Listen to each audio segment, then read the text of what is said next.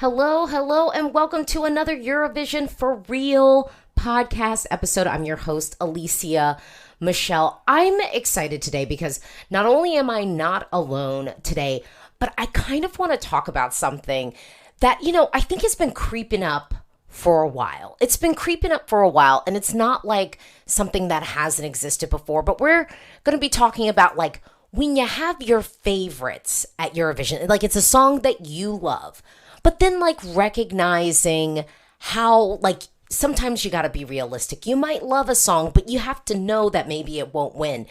And I guess the conversation is sort of like the cross section between like, I know I love this, but also like, I know it won't win. So a little bit of love, delusion, reality, and then how that sort of plays with, I would say, standum. Because I mean, Eminem told us about stands years ago. And yet I feel like sometimes when I'm in Eurovision spaces, it's as if people are like, how dare you accuse me of this? It's like, well, I'm not accusing anyone, but, there is a reality to this. And, there are songs that I love deeply, but I have to, touch grass and recognize that it's not going to win Eurovision. But in so many fandoms, I think that this is a thing. And so I want to like break this down. But before we get into this conversation and before I introduce our very special guest for today's episode, we're going to have to hit that funky theme song.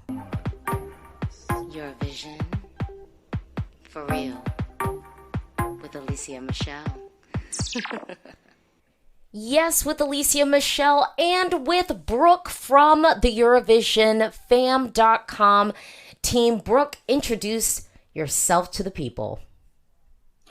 Hi, Alesia. I am super excited to be here with you this morning, and I'm just so excited to get to talk about my love for Eurovision with you and with everyone who's listening. I've been just ecstatic about Eurovision for about the past 4 years, and I know that if I had stumbled into it earlier, that would be the same level of excitement and the same level of just obsessiveness for that entire time too. So I'm just super excited to be with you today. Well, I'm glad to have you. And so we're just going to get into the discussion. And I'm like, am I in a bed music kind of mood today? I'm like, I don't know. Can we put the bed music on? All right. And some people don't know this, but the bed music, I actually made this. Like this is my composition. So I just want to throw it out to people. Sometimes when I'm talking about music, I might, it's because I've actually played an instrument and stuff. So just big it up myself, because if I don't do it, no one else will. Okay, so Brooke, let's just kick off. What are your favorite songs this year for Eurovision 2024? What are you listening to like on repeat? So I am at the point in this year where I've only got like 3 that aren't on my playlist. And we're not talking about those. So I am just saying that if you were to just throw out countries at me, I'd be like, yeah, that's top 5. I mean, yeah, this is a strong year. This is a really strong year. I don't think people recognize how strong it is, though. Like, I don't know. Like, maybe it'll take us, getting on the stage. But, like, this is a tricky year to, like, call out faves because it's quality. Like, quality everywhere. Absolutely. And in every genre and just every type of style is really represented in some way, so there's something for everyone. And when you've got eclectic taste, it's just like, oh, but that's a 10. And so is this. So I've got 3 songs this year that I'm just like, that's a perfect 10. I have no notes. I would listen to it over and over again. And that for me is the Netherlands, Norway, and Armenia. And so those have been my revolving top 3. Okay, I'm loving that. Okay, what do you feel like when you're thinking Eurovision and you're thinking faves? Like, how do you kind of figure out what your favorite is? I mean, it's just gut, right? It's just you hear it and the vibe is there. It connects with you and you're just like, that is for me. So I'm very strong when it comes to Eurovision I want to think about what I personally want to listen to. I want to celebrate the songs that I love and that I'm enjoying. And then when we get really close to it, I put on my like objectivity hat and be like, okay, is this something everyone is going to also feel the same way about? Is this something that somebody watching it for the first time is going to pick up a phone for? So I keep two separate lists, right? I have, this is my list of personally what I would vote for in what order, and then this is my list of what I think is going to happen. And so I kind of start dividing those as we get to the end of April, and especially once we've seen the pre-parties, once we've seen the semis, that gets a lot more clear to me. But for example, last year, my number one, basically from the time it came out through to voting, was Portugal. And I was just like, I knew this is not going to be the winner, but oh my goodness, wouldn't that be amazing? And it has to get through the semis, right? Like just all of those feelings of, I love this so much. It's so perfect. I'm not paying money to vote for it because I think it's going to win, but because I need to do this because I love it so much. So that's where I don't mind falling on the delusional fan side of, I'm not necessarily trying to get the winner. I just need to support the song that is connecting with me right now. No, that makes a ton of sense. And I feel like ultimately once I've had the power to vote, aka last year with the rest of the world vote, I spent most of my time, I'd say, strategic voting. And strategic voting not for the song that I thought was the best or like going to win. Like in the semis, I was voting for the song that and I should say the songs, plural, that I really wanted to see in the final. Like that was like my thing. Like at my core, I think when I decided like, oh, I'm actually voting, I put my money behind, the songs that I really did love, that I just ultimately wanted to support. It's funny because I'm trying to remind myself, like at the grand final, I think I might have even given televote points to Kadia and Lorien because both of those songs I loved. But I did not vote for either of those in the semifinals. I was voting for the songs that I thought might not make it through. So I think it's interesting that ultimately it's like, okay, I'm kind of, when it comes to voting, I'm more so going, I think, not for what I think will win. I'm voting for like what I love and like kind of what I want to see advance. Did you vote last year? Because I mean, we have rest of the world vote. Did you vote last year? I did. Okay, I did. Okay, so, do you remember? Yeah, like what did you do? Because I'm really trying to think. In the final, I don't know. Because I know I didn't vote for like Italy in the final, but like I think I might have given like a couple of points to Lorien and Kadia, but I think I might have given everything else to like Blanca Paloma. I think that's like what I did. I think I gave like all the rest to like Blanca Paloma, and that's like where I lived, I think. Yeah, no, that's kind of how I remember thinking about it too. And it was that piece that was kind of clarifying for me as I'm voting, and I'm going, seeing the results and seeing that huge gap in the televote for some of the countries I did vote for in the final, and you're big too. And I was going, okay, I'm voting with my heart, and maybe I need to bring my head into it a little more because I think everyone else is. It really felt like people coalesced between, it's clearly one of these two, and I'm throwing my weight behind the one of these two that I really want to see win. But I think last year I still gave maybe the largest chunk went to Portugal. And I think now for me, Italy and France both got points in the final. And what else? I think those would be the three that I really kind of pushed anything to during the final. And it was also that piece of, I felt like Sweden and Finland were going to be fine without my points. Yeah. And so I was good for that. For the semis, that was super clear to me. And then even in the final, because I kind of had thought, well, I'll just push, behind one of these in the final. And then I was like, oh, no, I want to see a good result. And when you saw how low the points were for everyone else, I was like, oh, nobody else was thinking about who's coming in third place, right? Like not everyone's going to win. So at some point, are you just voting to maybe get something you love up the scoreboard? Because my heart breaks when anybody ever has a 0.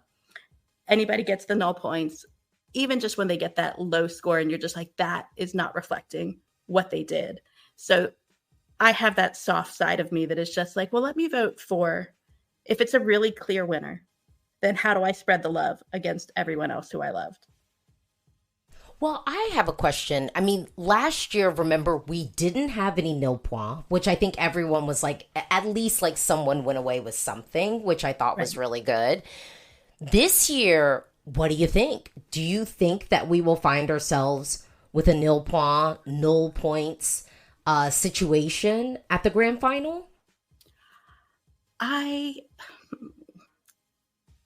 would think that there is at least one song, in my opinion, who, if that happened to, I would be like, yeah, that's deserved. Like, I can get why this happened. And that's Iceland. That is one of my instant skips. I don't. Well, but do we even think Iceland is going to make it to the final? You know what? I don't know. Honestly, I wouldn't be surprised if we got a 0-point breakdown from the semis for them. So, well, yes. I mean, well, last year, what was it? San Marino and Romania, I think, technically got no points in the semifinal. Yeah. Right. Which, let me just say this, because there was like a little controversy in the fandom last year where, and I will say, I was on the podcast in question. So full disclosure, I was present. So the BBC Sounds did a podcast, and they were like, and it was sort of like a bonus episode. Like, I don't even think it was one of their main episodes, because heaven forbid you have actual fans talking about Eurovision in your main episodes. But I digress. But so they did this bonus episode, and it was myself, Michal O'Kane from Eurovision Hub, who is like one of my Eurovision besties. We have been roomies at Eurovision before I talked to Michal in life, so just full disclosure. So the interviewer asked the question, and it was funny because we were doing this like sort of recorded like on Zoom as well, so I almost was like, if you had saw my face when the question was asked, I was kind of like, like, oh, we're really gonna ask this? So the question was framed like so: what's the worst song this year? Which I was kind of like, you know, I think the question probably was supposed to be framed like, what's your least favorite song? What song do you think will, you know, maybe perform the worst at Eurovision? Because it takes it from being not so much like personal, but it takes it to being, you know, maybe a little bit more like objective, just in the framing of the question. And it was funny because like pretty much all of them were in agreement saying, oh, Romania will do the worst. Yeah, that's the worst song, blah, blah, blah, kind of energy. And I was like the lone person. I was like, well, like, I don't know if Romania is the worst song we have this year. I think the execution is not great, but Romania could turn it around when it comes to being on the Eurovision stage. And so then mine was, and I think when I answered my question, I even said, I was like, well, the song that I think will perform the worst is, you know, San Marino. It just seems to have absolutely no momentum. And when I tell you, Twitter because at the time, I think it was still Twitter at the time, you would have thought that somebody had slapped their mothers. I mean, like legitimately, like someone came through the speakers of their car, slapped their mom, and then was like, what you gonna do about it? You know, because the way that people were just like, how dare they say that they're bullying this artist, blah, blah, blah. It was like all of this stuff only for them. And this is why I say sometimes like Twitter is like the worst. I mean, it is the worst of all the social networking platforms at this point. But like the way that energy can kind of coalesce just for everyone to sort of collectively have the pitchforks raised. And again, I say this as not being the target of the pitchforks being raised, because I didn't say Romania. And I think the way I answered my question, I sort of reframed it.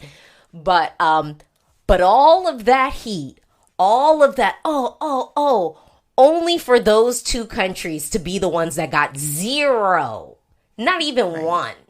0 points. It just shows, I mean, to me, that was proof in itself that I'm like, Twitter is a bubble. It is not the real world. And y'all were so upset about it that you wanted to like bully and attack like the BBC or whatever. And I'm not saying that the BBC was completely correct in this. I'm not saying that. Like, they could have framed the question differently. But I will also give grace and say, I think they meant to frame it differently.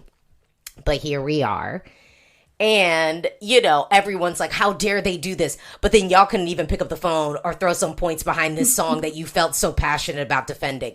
And that's what I think brings us into like a little bit of this conversation of like, for yourself, Brooke, how do you kind of reconcile like, look, I love this. I would love to see it win, but I know that it won't. How do you kind of deal with that? And do you feel like you're mindful of that when you have conversations with people? Or are you just like, I'm just going to live in the world of like what I love and just kind of put that foot forward?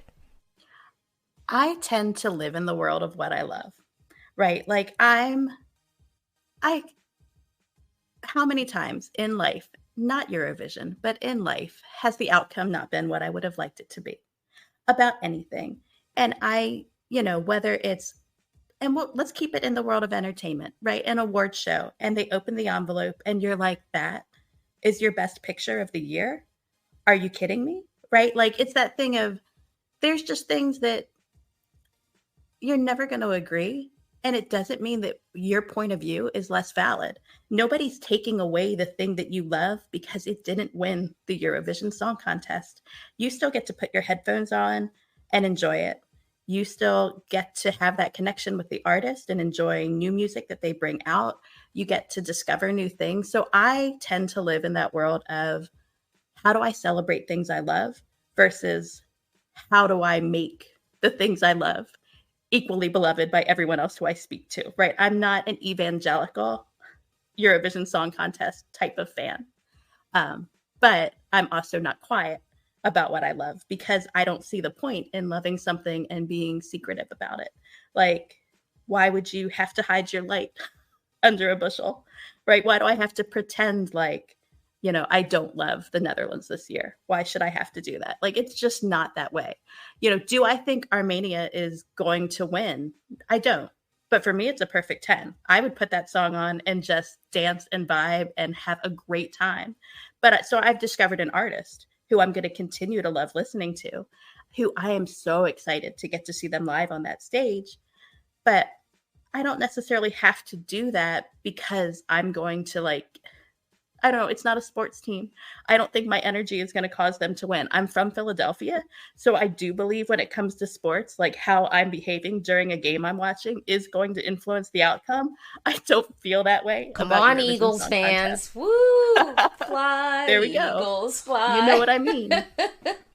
Well, but I have to say, you're preaching a little bit. I love this idea of like, are you an evangelical Eurovision fan? Because I think that is like a thing that I've talked about, a little bit. And I've got an article on Eurovision Fam. Right now, y'all should go read it, EurovisionFam.com. And basically it's Eurovision fans, let people love what they love, damn it.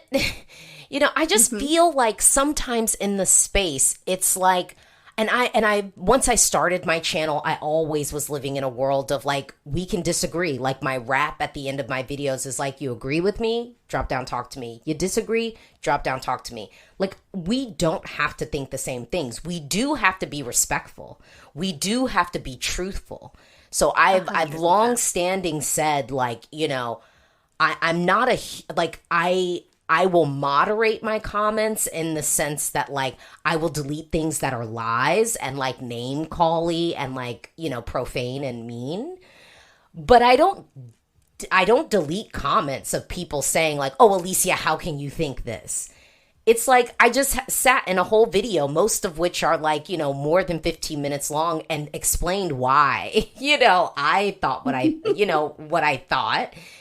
you now have the space in the comments to sort of make your case. And I appreciate people who do. It's like, well, you're wrong because of blah, blah, blah, blah, blah. Now, a lot of times it'll be you're wrong because of blah, blah, blah, blah, blah. And it's a lot of stuff that's like feelings, not facts. And reminder people, feelings are not facts, right? Like feelings are not facts. I just want to drive that home. Feelings are not facts. But I think where there becomes this maybe toxicity of talking about your faves creeps out once you have people who, and I think it's when they do two things. When in order to declare your favorite, you basically kind of unfairly tear down another. And when I say unfairly tear down, because here's the thing. Let's just use this as an example. I'll try to use like maybe last year. There were people who, I'm like, what's a good example for last year? I'm like, I don't even know if I can really break down a good, okay, so let's say this is a hypothetical situation. So I'm loving song number 1. I'm like, song number 1 is so, so, so good. I love it. I think it's great. Let's say that song number 1 has a lot of support in the fandom. I also love it. Now, let's say there's song number 2. Song number 2 is good, but it's coming from a country that isn't really good at staging. We've never heard this one singer sing live before. I could sit here and I think fairly go, look, song 2 seems great, loving the studio cut, but song 2 singer can't seem to stay on the pitch and key to sing this song. So that is why I'm loving song 1 way more. I just feel like when we end up hearing song 2 live, it is not going to be delivered well. That's fair. That's a fair critique. I've said, because ultimately at Eurovision is about how you bring the song to life. So that's a fair critique.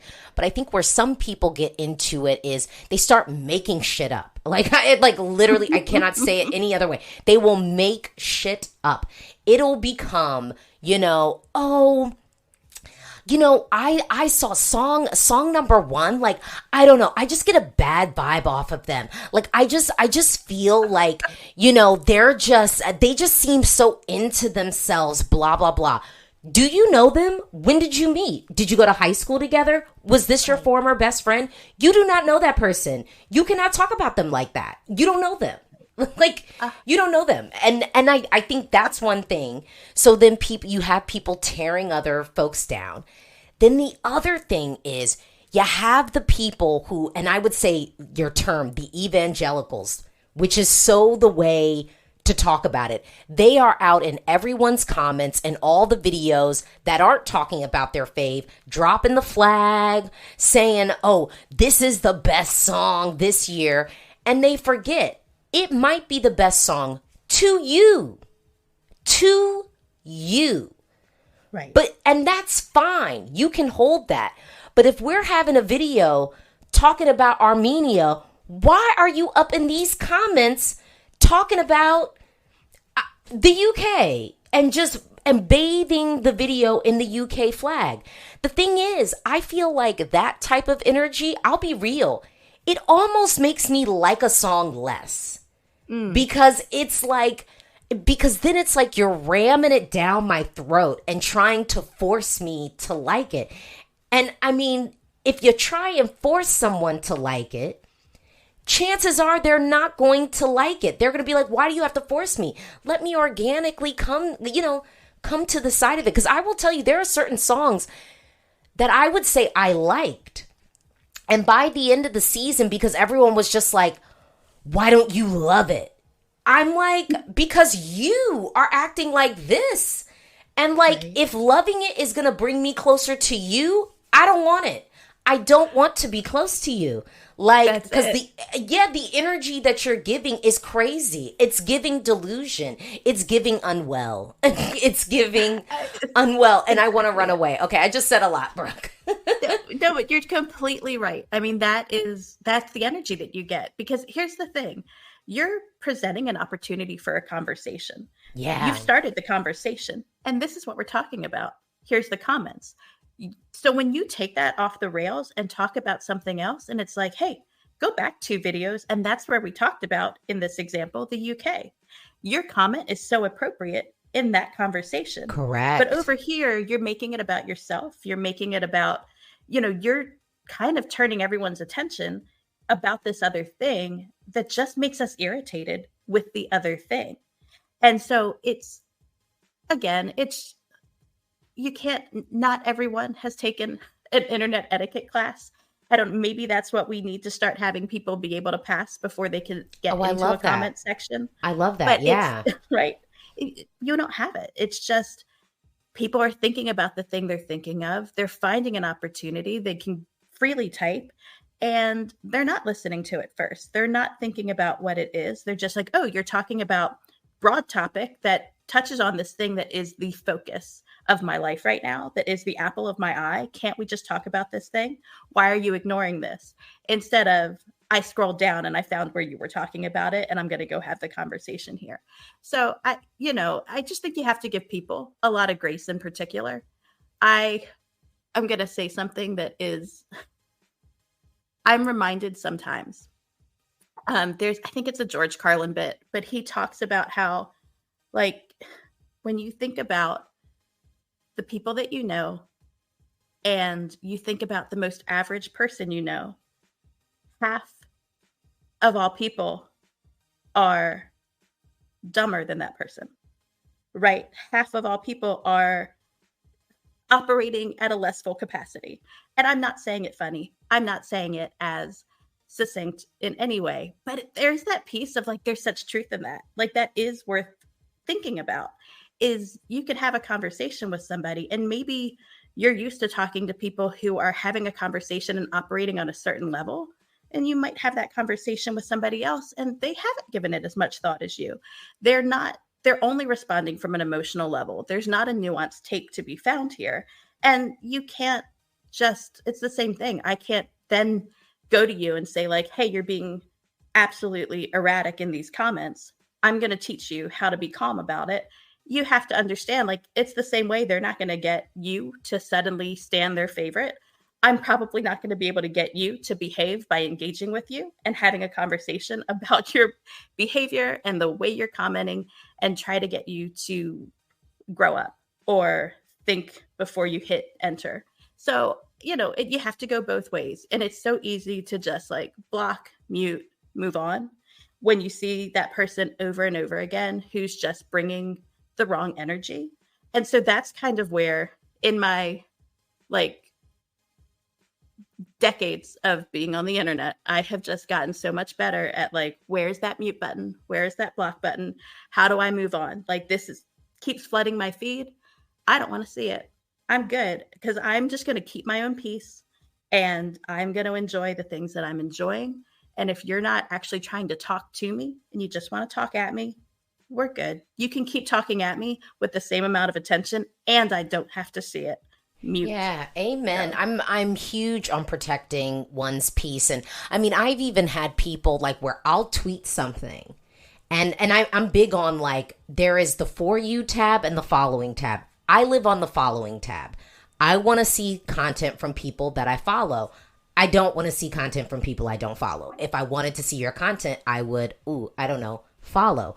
And I've had times where I've posted stuff on X and I'll get these replies to it like, ugh, what is she doing here? Blah, blah, blah. And I'm like, what are you doing here? You don't follow me. And if I basically invoke this visceral reaction when you see my name flash up in my comments and stuff, why have you not blocked me? Because guess what? I will free you from myself and I will block you. Don't worry.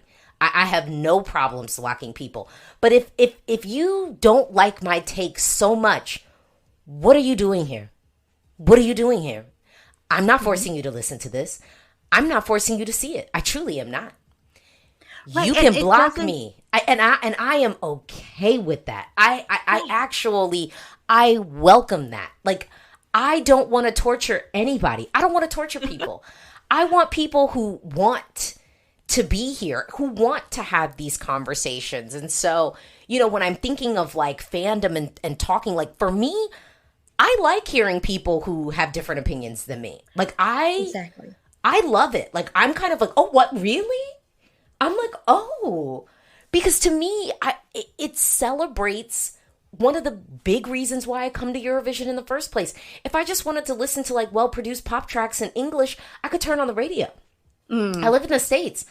I'm at Eurovision for the thing that's going to challenge me. I'm at Eurovision for the thing that's going to like push my taste and almost maybe tap dance on my taste and go, I want to make you like it. I want to make you like it. But I want the art to make me like it. I want the art to speak for itself. I don't want, Tentacion XXX Ireland, Babe for You to convince me to like a song. I want the song to convince me to like it. And guess what? If I end up not liking it, XX Tentacion, Ireland, Mega Babe, 234, I don't need you. Like, it's okay. If you love it, I want you to love it. Like, that's cool. Like, it's cool. Do you feel like, and I will say, I do think if the discourse keeps being this heightened, you're going to get more and more, because I feel like I'm already seeing it. You're going to get more and more people kind of falling off these platforms. I mean, I would say Eurovision Discord, I'm loving. I'm not in there heavy, but the little bits of me hopping into the ESC Discord space, I'm like, oh, I like this because there's little subjects. I can go to the subject, and if I have like something for people to know, I can go to that subject and say, hey, heads up, folks. This is like a thing that I heard. And then most people are like, oh, wow. Okay. Thank you for letting us know. Like, it's just a little bit more conversational, more community based. And I appreciate that. I think it's so important to curate where you want to have your conversations, right? And so let's be honest, YouTube, Twitter, you are screaming into the void and the void is going to scream back at you. Yes. And so that's where I get it. Sometimes it is just a mute, it's a block, but sometimes like I do want to have a disagreement. Like, it's okay. I want to hear your totally different opinion. I want to try to see through the lens that you see. I want to talk about why, you think the production values on that particular song are perfect when I just said that the production's a mess. So like, let's have that conversation as long as it's respectful. But if you're absolutely, just going to be like not talking about the thing, but just yelling about not being happy, that's fine. So I have those curated spaces too. I have like, little side groups of folks who it's just a private chat. It's, a small message board or something where I'm like, here's a bunch of people. We don't all agree. We're not here because it's just, I'm going back to Armenia. It's not just a little board that we've set up for Armenia fans. It's not a Telegram channel. It's not something that's just about one song. It's a bunch of people who love Eurovision. We found a little place to go and be quiet about it and talk about, we're not going to get huge engagement. There's not going to be 100 replies. There might not be 10, but you can talk to each other and we can comment and have fun conversations, have something that's distinct and positive, and we're celebrating what you love. I can explain why I don't love it, and we're still going to talk about the next song happily together. It's that hard piece of how do you take away, like, if something's so personal to you for whatever reason, and when somebody says they don't like it, you hear it as I don't like you. Right. You hear it as this thing. Repeat that. Right? Repeat that. That's because that's what it is. Repeat that again for the people. It's the piece of taking something so personal that if somebody doesn't like it, you take it as if they don't like you. And that's not it. Right. It's not saying, oh, Brooke, you're here. You love Norway. I think that is just awful, awful music. You are. And now I'm an awful, awful person with awful, awful taste. No, that's not it. I know my taste is absolutely elevated. Like, I am very confident in what I like, in what I love, in why it resonates with me. And honestly, I know I love things that people think are, lowbrow or are just not objectively good. And they're wrong. And it's fine. Have that opinion. So that's, for me, it's just, you hit a point where hopefully everyone can get there, where you understand that it's nothing personal. If somebody doesn't like the same things as you, if somebody's going to wear a color that would not look good on you, it's not throwing it in your face.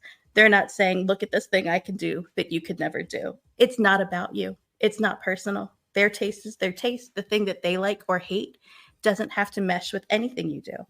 So I don't know. I think it's hard for people to, you have to get past that piece where your taste has to be represented by everyone else. And honestly, sometimes, I don't know, I'm just reminded that, people are,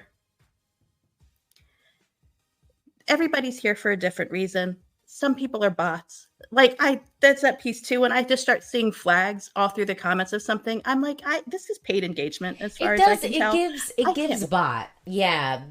Just the emoji posts do tend to give bot energy for sure. So I don't know. It's so easy for me to just at this point, like wash my hands up and let go and walk past things that aren't for me, because I want to spend time on the things that are for me. But it took a long time to get there, right? Like it's not something that you can just, is your first day on the internet and you totally understand how to ignore the things that aren't for you and just go find the thing that is. It's a journey. And with all of us through life, we're always encountering people at different stages in their journey. And so maybe we're at a stage where we can connect and have a conversation. And maybe we're at a stage where I'm going to let you continue in your growth and see where you get. Maybe next year, you'll be in a place where you and I are going to have a conversation that's entertaining and delightful to both of us. Maybe it never happens, and that's okay. I love it. I wanted to leave a little bit of a space on that. I will say though, I think as a fandom, what was it in 2022? Literally the EBU had to put out a statement telling people to like do less on the internet. Like that's insane. Like the EBU, who, is in charge of all of this stuff, putting on this big show, had to tell fans on the internet to calm down and like be more thoughtful about how they were talking about things. And I will say, I think the only fear that I have is, for all the people who want to keep it level-headed and have discussions, they're going to leave certain platforms if they just feel like it's really toxic. And then that can create an environment where then the toxicity can fester. And then you just have these spaces where it's just all negative. And I'll be honest, I love X for many things. I really, really do. But in this sunset era of my Eurovision fandom and love for the contest, I might be sunsetting on that platform pretty soon, because it's just so very fair. Yeah, it's just catch me on YouTube, catch me on Facebook, and yeah, maybe catch me on the Discord. But it's just getting to a point where it's just like, you could just have the most positive post and then some rando who hasn't even read what you said is just going to come in so off topic, like, and then what? Like, no, I don't know what, and block. Protect your peace, people. Protect your peace. And love what you love. And yes, even if I say love what you love, let people hate what they hate. It's okay. It's not about you. It's about them. And that's okay. That's okay. I don't know. Is that the best way to end it, Brooke? What do you think? I think that's a beautiful button to put on it, Alesia. That's exactly it. Oh, well, thank you so much for joining me and having this really important conversation, that we really need it. I mean, especially because we're in the home stretch. We're getting close. The cream is going to rise to the top, okay, at Eurovision. And there's going to be a lot of people with their feelings hurt out there. And the thing is, you can have your feelings hurt, but you shouldn't be out there hurting other people's feelings. Is that fair? That's it. That's it. All right. Thank you. If you haven't already decided to subscribe to the Eurovision for Real podcast, what are you waiting for? This is a podcast that you want to follow. If you love Eurovision, you're going to love the podcast. We keeps it real over here. The Eurovision for Real podcast. Thank you for joining me, Brooke. If you haven't already been to Eurovision Fam, That's fam.com. It's a great site. This is not about being a Eurovision news site. It's a site that's talking about Eurovision and really trying to spark thoughtful conversations, think pieces, Yeah, you got to go if you haven't already gone. And of course, events. If you are traveling to Malmö or Copenhagen, we've got some events happening around Eurovision. And also, if you are based in the States or based just in North America and you want to watch Eurovision with a group, consider coming to As You Are Bar in Washington, D.C. We're going to be having a watch party for the second semifinal. It's going to be a great time, great community. It's an awesome space. So thank you so much for listening, and I hope you have a wonderful day.